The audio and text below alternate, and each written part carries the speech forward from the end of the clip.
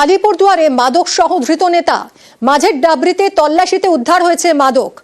স্থানীয় নেতার বাড়ি থেকে উদ্ধার হয়েছে মাদক। গ্রেফতার নেতা সহ আরো দুজন। আলিপুরদুয়ারে মাদক সহ ধৃত নেতা। মাঝের ডাবরি এলাকায় তল্লাশিতে এই মাদক উদ্ধার হয়। স্থানীয় নেতার বাড়ি থেকে উদ্ধার হয় মাদক। গ্রেফতার নেতা সহ দুই। স্থানীয় তৃণমূল নেতার বাড়ি থেকে উদ্ধার হয় মাদক।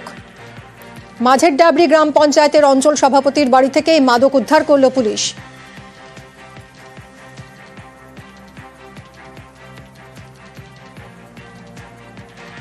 মাঝের ডাবরি গ্রাম পঞ্চায়েতের অঞ্চল সভাপতির বাড়ি থেকে মাদক উদ্ধার করল পুলিশ। অভিযুক্ত মাঝের ডাবরি গ্রাম পঞ্চায়েতের অঞ্চল সভাপতি বিষ্ণু রায়, হাসপাতালে চতুর্থ শ্রেণীর কর্মী। তার স্ত্রী লিপিকা রায় পঞ্চায়েত সদস্য।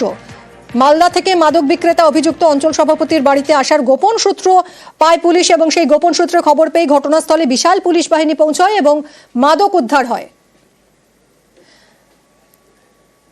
গ্রেফতার এই তৃণমূল নেতা সহ দুই। রাজকুমার আমাদের প্রতিনিধির সঙ্গে কথা বলবো। রাজকুমার, পুরো ঘটনা সম্পর্কে একটু জানতে চাইবো।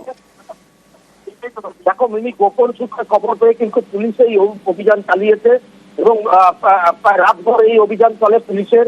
যে আলিপুরদুয়ার 2 ব্লকের যে মাঝের ডাবরি যে গ্রাম পঞ্চায়েত, এই গ্রাম পঞ্চায়েতের যে অঞ্চল সভাপতি তৃণমূল কংগ্রেসের বিষ্ণু রায়, তার স্ত্রী লিপিকা রায়, তিনিও কিন্তু স্থানীয় গ্রাম পঞ্চায়েত সদস্য। এই বাড়িতে কিন্তু অভিযান চলে এবং সেখানেই তৃণমূল কংগ্রেসের অঞ্চল কার্যালয় রয়েছে। এই অঞ্চল কার্যালয় থেকেই কিন্তু একেবারে মাদক উদ্ধার হয়েছে, মোবাইল, টাকা উদ্ধার হয়েছে। ওই যে অঞ্চল সভাপতি, যিনি জানা যাচ্ছে তৃণমূল কংগ্রেসের, তিনি সরকারি কর্মচারীও বটে, জেলা সদর হাসপাতালের কর্মী বলে জানা যাচ্ছে।